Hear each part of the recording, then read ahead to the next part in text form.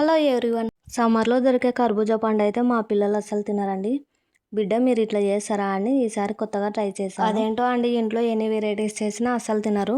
అదే పక్కింటి వాళ్ళు ఏదైనా ఇస్తే గబగబా తినేస్తారు. అందుకే అంటారేమో పక్కింటి పుల్లకూరలే రుచిగా ఉంటాయని.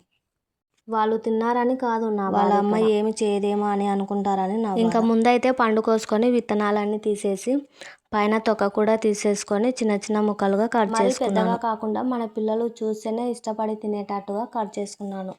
ఈ పండు వేసవిలో తినడం వల్ల శరీరంలో వేడిని తగ్గిస్తుంది, కంటి సమస్యలను దూరం చేస్తుంది, అలాగే పిల్లల్లో ఇమ్యూనిటీ పవర్ని పెంచుతుంది, అలాగే అధిక రక్తపోటును కంట్రోల్ చేస్తుంది. ఇంకా మీకు ఓపిక ఉన్నట్లయితే విత్తనాలను బాగా నీటిలో శుభ్రంగా కడిగి ఎండలో ఎండబెట్టి తింటే బాగా టైం పాస్. పండు ఇలా కట్ చేసుకున్న తర్వాత అందులో కొంచెం షుగర్ వేసి అంతా కలిసేంత వరకు కలుపుకొని ఒక 10 మినిట్స్ అలానే ఉంచి పిల్లలకి తినిపిస్తే చాలా. వీడియో నచ్చినట్లయితే ప్లీజ్ లైక్.